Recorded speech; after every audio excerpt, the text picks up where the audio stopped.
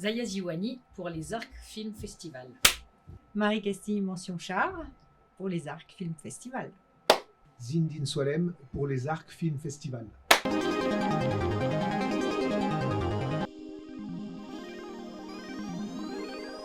Comment fait-on en 1995 quand on est une fille, qu'on habite en banlieue et qu'on est issu de la diversité? Comment fait-on quand on veut devenir chef d'orchestre et violoncelliste professionnel? Eh bien, on va voir Divertimento.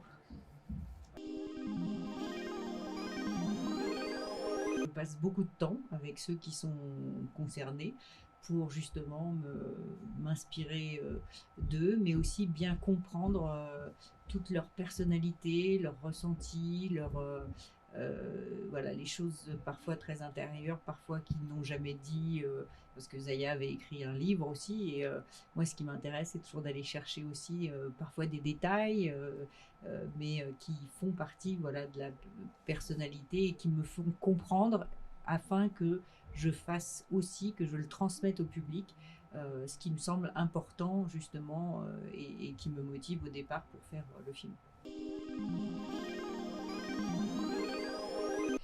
En fait, moi, j'ai déjà eu le plaisir de passer beaucoup de temps avec Marie Castille sur justement qui a écrit justement le scénario pour lui raconter justement toutes ces scènes, nos ressentis, notre découverte de la musique, moi, mon envie d'être chef d'orchestre.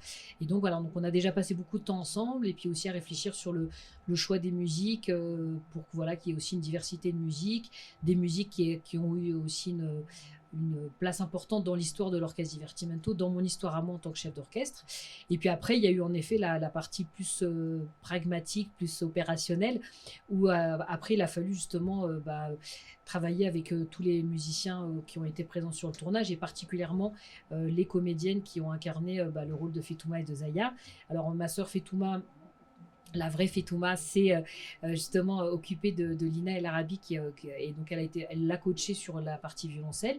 Et puis moi, j'ai été amenée à coacher Oulaya Mamra pour toute la partie direction d'orchestre. Je suis très sensible à ce genre de scénario, c'est-à-dire qu'on sort un peu de la caricature habituelle de ces immigrés, de ces enfants d'immigrés, de ces immigrations. Et là, je voyais une famille comme moi, j'en connais, puisque moi, je suis né en province. Et j'ai eu la chance d'avoir sur le plateau un modèle qui était là très souvent, le vrai Abdelmajid qui était là. Donc c'est vrai que je me suis évidemment appuyé beaucoup sur le scénario et sur ce que Marie Castille me disait aussi quand elle me dirigeait. Mais j'avais là souvent sur le plateau quelqu'un qui était là avec des yeux pleins d'amour et avec un amour de la musique et de la vie qu'il a voulu transmettre à ses deux filles, et c'était extrêmement inspirant. Donc je vais dire que je pense que c'est moi qui ai eu le travail le moins difficile dans les trois personnes qui sont ici. J'ai envie de dire que c'est d'abord naturellement en tant que citoyenne d'être toujours plus intéressée, plus émue, plus inspirée par des histoires qui portent de l'espoir aux autres, qui justement déconstruisent un peu ces clichés et ces images qu'on a systématiquement d'une jeunesse. La plupart du temps, tout ce que j'entends, moi, c'est voilà, c'est de la violence, c'est de la racaille, et j'ai envie aussi que les gens, parce que ça leur fait du bien, et je crois qu'aujourd'hui, ça nous fait plus de bien, plus aujourd'hui même qu'hier, justement de savoir qu'il y a plein de belles histoires. Et c'est pour ça que je ne voulais même pas tomber dans le cliché dans le film en rajoutant quelque chose, voilà, qui se passe mal, une scène de violence, etc. Parce que c'est ce à quoi les gens s'attendent. Eh bien, non. C'était à la fois beau et à la fois même parfois un petit peu troublant, parce que de revoir des pans entiers de sa vie se rejouer voilà, sous ses yeux, et en plus se jouer de façon très juste et très fidèle à la réalité.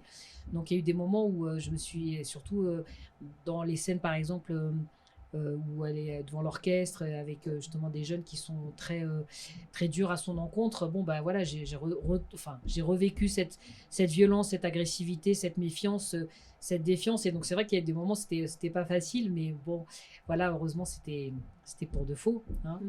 Et puis voilà, et après, je trouve que plus encore, alors que c'est vrai que c'est cette belle histoire qui est racontée. Et pour reprendre les propos de Marie Castille, c'est vrai que dans la continuité, moi je trouve ça important qu'au cinéma, on puisse aussi voir la réalité, mais sans qu'elle soit en effet détournée, sans qu'on se dise bah oui, la banlieue ça c'est forcément l'insécurité, c'est forcément la fragilité sociale, la fragilité économique. Bien sûr que ce sont des réalités qui existent, mais c'est important aussi de montrer le dynamisme de ces territoires, de ces familles, de beaucoup de familles qui ont envie que les enfants réussissent, de parents qui se dévouent pleinement pour que leurs enfants voilà, réussissent. Et ça a été le cas de mes parents, de ma famille. Et donc de voir ce film qui parle de musique, qui parle d'éducation, des belles valeurs de la famille, je trouve que c'est important. Et quand j'étais jeune, c'est vrai que j'ai eu du mal à me projeter en tant que chef d'orchestre parce que je voyais pas de femmes chef d'orchestre. Je voyais que des hommes plutôt âgés, voilà, plutôt tous originaires des mêmes origines sociales et culturelles. Et là, je trouve ça bien pour d'autres jeunes de se dire, bah tiens, c'est possible pour une jeune femme de réussir dans la direction d'orchestre et donc du coup pour n'importe quel jeune de réussir dans n'importe quel domaine. Et je trouve que voilà, c'est un film qui est plus encore que mon histoire, qui porte plein de super beaux messages, de très belles valeurs. La vie est belle de Frank Capra, classique Noël. Ah là là, Tu je voulais le reste- dire, tu oui, voulais- oui. J'ai dit, c'est pour ça que je me suis jeté sur le micro pour le dire. Alors, je vais dire Miracle sur la 34e rue. Miracle on 34th Street. Elle parle bien anglais. Mais c'est obligé que ce soit un film sur le thème de Noël? Ah, pas du tout, d'accord. Ah, moi, j'offrirai Les Héritiers, le film de Marie Castille, parce que voilà, j'ai beaucoup aimé ce film. Alors, pour d'autres raisons, enfin, un peu les mêmes raisons que Divertimento. Voilà, de voir la réussite des jeunes, je trouve ça top. Donc, voilà, donc c'est aussi un film plein d'espoir et c'est chouette de le partager à Noël aussi.